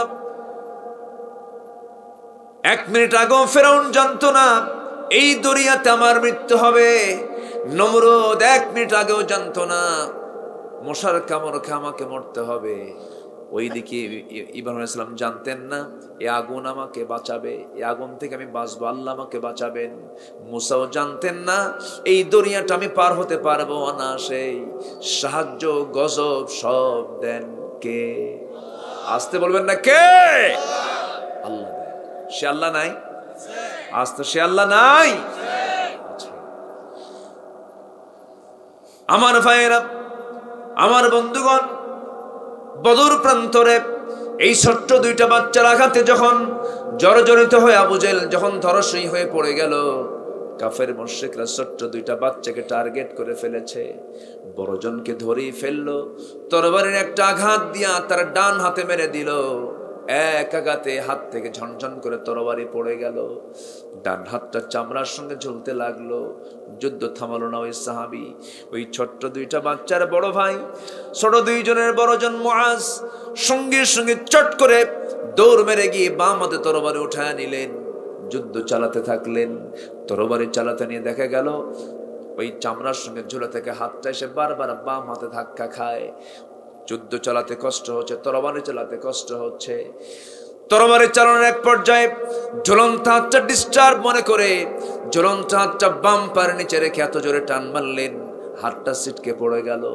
বাম হাতে যুদ্ধ চালালেন, বাম হাতও কেটে ফেলে দিল। ঝনঝন করে তরবারি পড়ে গেল, দুটো হাত নাই, তরবারি ধরবেন কি দিয়া? মস্তকটা বিচ্ছিন্ন করা হলো।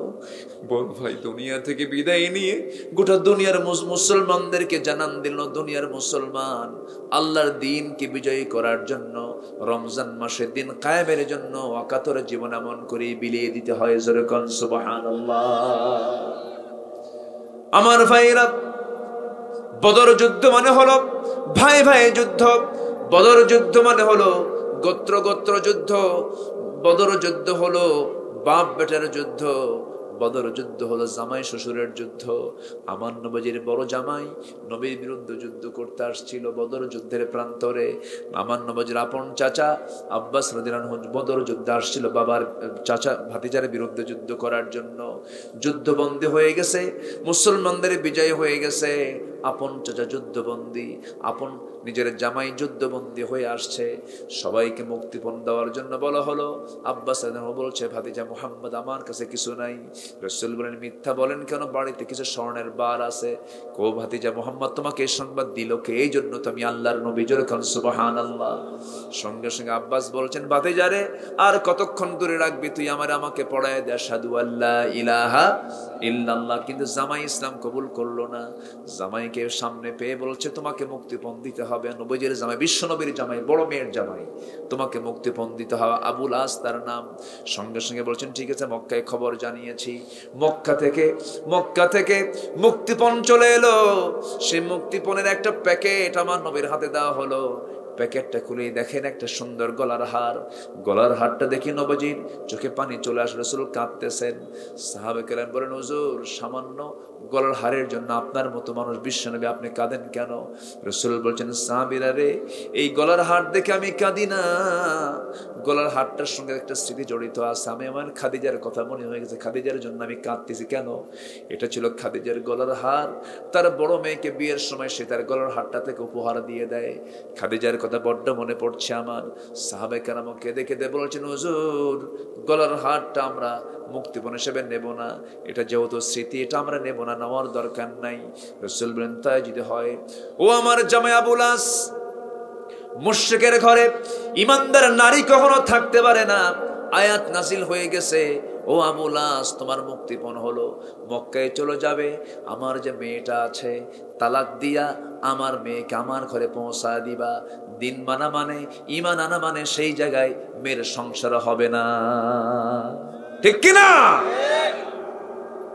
আর আমাদের কি, স্বামী এক ধর্ম, বউ আরেক ধর্ম, এক ভাই এক দল, আরেক ভাই আরেক দল। এদিকে আলহাস কুতকুতে রাসূলকে দেখাও যাবে, আছে না নাই?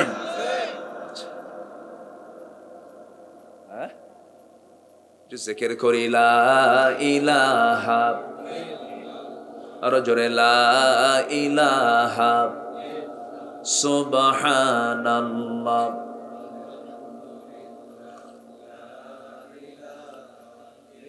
আর জোরে লা ইলাহা সুবহানাল্লাহ আলহামদুলিল্লাহ, আর জোরে লা ইলাহা সুবহানাল্লাহ আলহামদুলিল্লাহ, আর জোরে লা ইলাহা সুবহানাল্লাহ আলহামদুলিল্লাহ, আর জোরে সুবহানাল্লাহ আলহামদুলিল্লাহ। লা ইলাহা ইল্লাল্লাহ মুহাম্মাদুর রাসূলুল্লাহ সাল্লাল্লাহু আলাইহি ওয়াসাল্লাম। আমার ভাইরা, তাহলে আমরা ঈমান এনেছি, ইমান জানলাম আমরা, এখানে কোনো সন্দেহ করা যাবে? সন্দেহ তখনই মুক্ত হতে পারবো যখন আমরা পড়বো। যে পড়ে আর যে পড়ে না কখনো কি সমান হতে পারে নাকি? মূর্খ এবং জ্ঞানী কখনো এক হতে পারে? হাল ইয়াস্তাবিল আ'মা ওয়াল বাসীর, হাল ইয়াস্তাবিল লাযীনা ইয়া'লামুনা ওয়াল লাযীনা লা ইয়া'লামুন। যারা জানে, যারা জানে না, যারা বোঝে, যারা বোঝে না, কখনো সমান হতে পারে? মূর্খের জন্য জান্নাত নাই, মূর্খের জন্য। হয়তো শক্ত কথা বলে ফেলেছি, মন খারাপ করবেন আপনারা, কারণ এখানে কিন্তু মূর্খ মানে কি আমি জ্ঞানী মানে কিন্তু বলছি না কামিল পাস, দাওরাই হাদিস মাস্টার্স পাস করতে হবে, তা নয়। জ্ঞানী তাকেই বলা হয়, আল্লাহ তাআলা তাকেই জ্ঞানী বলবেন যে হালাল এবং হারামের জ্ঞান রাখে। আল্লাহু আকবার বলেন। হালাল হারামের জ্ঞান না রাখলে কি ঈমান থাকবে নাকি? ঈমান থাকবে? শয়তান ছ মেরে নিয়ে চলে যাবে। হালাল এবং হারামের জ্ঞানটা অর্জন করতে হবে, সবার জন্য ফরজ, সবার জন্য এটা জানা জরুরি। আমার বন্ধুগণ, আল্লাহ তাআলা দেখেন এখানে কন্ডিশন করেছেন, ঈমান যারা আনবি নবীর উপরে, আল্লাহর উপরে, সুম্মা লাম ইয়ারতাবু, যারা সন্দেহ করবে না। সন্দেহ করবে না মানে কি? সন্দেহ মুক্ত হওয়ার জন্য সন্দেহ মুক্ত কোরআন পড়ার দরকার আছে না নাই? আসতে বলবেন না, আছে না নাই? কোরআন কি আলেমের জন্য না সবার জন্য? কোরআন কি হাফেজের জন্য না সবার জন্য? কোরআন কি শুধু একটা নির্দিষ্ট সম্প্রদায়ের জন্য না সবার জন্য? জান্নাত কি শুধু আলেমরা পাবে না সবাই পাবে? সবাই পাবে, কিন্তু জ্ঞানী সবাইকে হতে হবে। জ্ঞান অর্জন ছাড়া ঈমান টেকে না, জ্ঞান ছাড়া আমল করা যায় না। জানার নামও ঈমান, মানার নামও ঈমান। জানতেও হবে, মানতেও হবে। একটু মনোযোগ দিয়ে শোনেন। এই পৃথিবীর প্রথম মানুষ আদম আলাইহিস সালাতু ওয়াস সালাম, আমাদের সবার বাপজান, তিনি মূর্খ না জ্ঞানী? বলেন মূর্খ না জ্ঞানী? শুধু জ্ঞানী না, মহাজ্ঞানী। এরকম জ্ঞানী মানুষ পৃথিবীতে আসবে না, তাই না? ওয়াল্লামা আদামাল আসমাআ কুল্লাহা, আল্লাহ তাআলা আদম আলাইহিস সালামকে পৃথিবীর সকল নামের শিক্ষা দিয়েছেন, সব নাম। আকাশ থেকে শুরু করে জমিন পর্যন্ত যত কিছুর নাম দরকার সব নাম জানা ছিল আমার আব্বা জানেন। সুবহানাল্লাহ বলবেন না? তাহলে জ্ঞানী পিতার সন্তান হতে হবে, মূর্খ না জ্ঞানী। তাহলে বাবার আমরা দুর্নাম করবো না, সুনাম রাখবো। আমার আব্বা জ্ঞানী, আমরাও কি হব? জ্ঞানী। মূর্খ আর জ্ঞানী কখনো এক হতে পারে না। একটা এক্সাম্পল দিলেই জিনিসটা ক্লিয়ার হবে। একটু মানে কানটা খাড়া করেন। এক মূর্খ আর জ্ঞানী পরস্পর বসে আছে, পাশাপাশি বসে আছে। হঠাৎ করে বাহাস শুরু হয়ে গেছে ইশারায়। কিসে বাহাস শুরু হয়েছে? ইশারায়। ইশারায় বাহাস শুরু। মূর্খ লোকটার সামনে জ্ঞানী লোক একটা নখ উঁচা করলেন। কি উঁচা করলেন? এটা নখ উঁচা করলেন। সঙ্গে সঙ্গে মূর্খ লোকটা দুটা নখ উঁচা করল। শিক্ষিত লোক তার মূর্খের সামনে 5টা আঙ্গুল উঁচু করলেন। মূর্খ লোকটা তার সামনে হাতের মুষ্টি পাকায়া একদম জ্ঞানী লোকের নাকের ডগায় নিয়ে গেল। শিক্ষিত লোক তার ব্যাগের ভিতর থেকে একটা ডিম বের করে সামনে রাখলেন, আর মূর্খ লোকটা তার ব্যাগ থেকে একটা পেঁয়াজ বের করে সামনে রাখল। জ্ঞানীকে বলা হলো যে আপনার মন্তব্য কি বলেন? জ্ঞানী বলছে আপনারা যার সঙ্গে আমাকে বসায় দিয়েছেন, কে বলেছে এটা মূর্খ মানুষ? এ তো জ্ঞানী। কেন? আমি যখন একটা নখ উঁচু করলাম, বুঝালাম লা ইলাহা ইল্লাল্লাহ, ইলাহা মাত্র কয়জন? একজন। সে 2 নখ উঁচু করে বুঝায় দিল ইলাহা একজনই হবে। যে বলবে 2, এটা তার ভুল সিদ্ধান্ত, ভুল কথা। সে আমার উত্তরকে মজবুত করে দিয়েছে। যখন আমি 5টা আঙ্গুল উঁচু করে বললাম, বুঝাই দিলাম বুনিয়াল ইসলাম আলা খামসিন, ইসলামের ভিত্তি হলো 5টা, ইসলামের স্তম্ভ হলো কয়টা? 5টা। সে আমার উত্তরকে মজবুত করার জন্য আমার নাকের ডগায় ঘুষি নিয়ে এসে বুঝাই দিল 5টার বেশি যে 6টা বলবে ঘুষি মেরে সোজা করে দেওয়া হবে। সে আমার উত্তরকে মজবুত করে দিয়েছে। আমি আমার ব্যাগ থেকে একটা ডিম বের করে যখন তার সামনে রাখলাম, বুঝালাম পৃথিবীর ডিমের মতো গোলাকার। সে তার ব্যাগ থেকে একটা পেঁয়াজ বের করে বলল শুধু পৃথিবীর ডিমের মতোই গোলাকার নয়, আল্লাহ তাআলা এই পৃথিবীকে 7টা আসমান জমিনকে পেজের মতো স্তরে স্তরে সৃষ্টি করেছে। পেজে স্তর আছে না? স্তর আছে। এটা শিক্ষিতের চিন্তা, ধারণা। মূর্খকে বলা হলো তুমি কি বুঝলা? কম মূর্খ কয় বুঝলাম এটাই, যখন সে আমার সামনে এক নখ উঁচু করছে ভাবছে সে আমার এক চোখ কানা করবে। আমি 2 নখ উঁচা করে বুঝলাম তুই তো আমার এক চোখ কানা করবি, আমি তোর 2 চোখই কানা করবো। যখন সে আমার চোখের সামনে হাতের 5টা আঙ্গুল দেখালো, আমি বুঝলাম সে আমাকে থাপ্পড় মারবে। তুই আমার থাপ্পড় মারবি, একদিন তোর নাকি সোজা করে দেব। ঘুষি পাকায় নিছি সেজন্য। সে যখন আমার সামনে ডিম বের করলো, আমার কাছে একটা অপমান বোধ হলো। আমাকে ডিম দেখালো, আমার কাছে ফিল হলো এটা একটা অপমানজনক বিষয়। আমি তার সামনে একটা পেঁয়াজ বের করে বুঝাই দিলাম, তোর ওই ডিমটারে এই পেঁয়াজ দিয়া ভাইজে বুঝে খায় শেষ করবে। তাহলে বলেন জ্ঞানীর ধারণা আর মূর্খের ধারণা কি এক হতে পারে? বলেন পারে পারে পারে। এই জন্য আমার জ্ঞানী হব। জোরে বলি ইনশাআল্লাহ, আরো জোরে বলি ইনশাআল্লাহ। তাহলে 2টা জিনিস শিখলাম, একটা হলো ঈমান আনবো কার উপরে, আর দ্বিতীয় হচ্ছে মুহাম্মদ সাল্লাল্লাহু আলাইহি ওয়াসাল্লামের উপরে। নাম্বার 2 হলো সুম্মা লাম ইয়ারতাবু, সন্দেহ করব না ঈমান এনে, এরপরে যেন সন্দেহ না থাকে। আল্লাহ যা আছেন, কোন সন্দেহ আছে? বলেন কোন সন্দেহ আছে? পরকাল আছে না নাই? আবার আমাকে জিন্দা করবেন কে? না সন্দেহ লাগে? আমাকে জিন্দা করবেন তিনি কে? আল্লাহ তাআলা। এই এলাকায় কি আলুর আবাদ হয়? আলু কি শেষ করে দিই নাকি?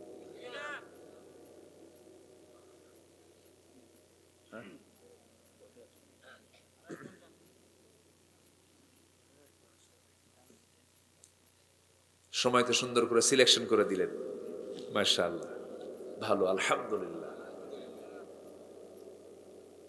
একটু বসেন, আর একটু সময় আমি কথা বলবো। মা বোনরা কি মাহফিলে আসে? এলাকায় আসে না? বাড়িতে কেন লাগছে? মার্কেটে যাই বাধা দেন না, আর মাহফিলে বাধা দেন না? তাদের মাহফিল শোনার দরকার আছে না? বলেন তো। আসতে বলবেন না, আসে না নাই? এটা তাদের অধিকার। এটা কি করছেন আপনারা? এগুলো মাদের দিন বুঝতে হবে তো। মাদের বসার জন্য একটা এক্সট্রা করে এরকম সামিয়ানা করে পর্দার নিয়ম রক্ষা করে মাদের বসার ব্যবস্থা রাখা উচিত, আমি এটা মনে করি। একটা মেয়ের, একটা নারীর ইসলাম বোঝার দরকার কম না বেশি? বেশি বুঝতে হবে। এই জন্য আগামীতে মাহফিল করলে মাদের বসার ব্যবস্থা করবে, মারা যেন আসতে পারেন, মারা যেন শুনতে পারেন কথাগুলো, আমল করতে পারেন। জোরে বলি আল্লাহুম্মা আমিন। ঠিক আছে না? কর্তৃপক্ষকে এটা বলে দিলাম, এটা আপনারা আগামীতে এই জিনিসটা ধারা ঠিক রাখবেন। সম্মানিত ভাইয়েরা, 2টা জিনিস আমরা শিখলাম। নাম্বার 3 হলো ওয়াজাহাদু বিআমওয়ালিহিম ওয়া আনফুসিহিম ফি সাবিলিল্লাহ, এবং জিহাদ করতে হবে জান এবং মাল দিয়ে। কার পথে? আসতে বলবেন না কার পথে? এটা কার হুকুম? আসতে বলবেন না কার হুকুম? আল্লাহ।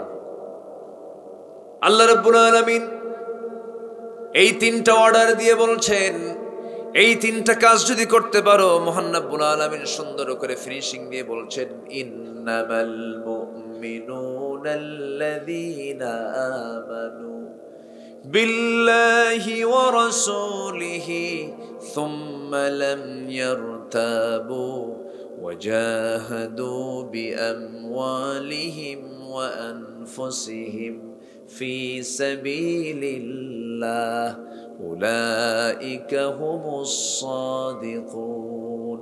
জোরে বলুন আল্লাহু আকবার। নিঃসন্দেহে মুমিন তো তারাই যারা আল্লাহর প্রতি, নবীর প্রতি যারা ঈমান আনবে। নাম্বার 2 যারা সন্দেহ করবে না, এবং নাম্বার 3 হলো যারা জিহাদ করবে জান দিয়ে, মাল দিয়ে। আল্লাহ বলছেন এই সমস্ত বান্দাগুলোর ব্যাপারে আমি আল্লাহ সাক্ষ্য দিলাম, এরাই হলো প্রকৃত সিদ্দিক, প্রকৃত সত্যবাদী। কার কথা? আসতে বলবেন না কার কথা?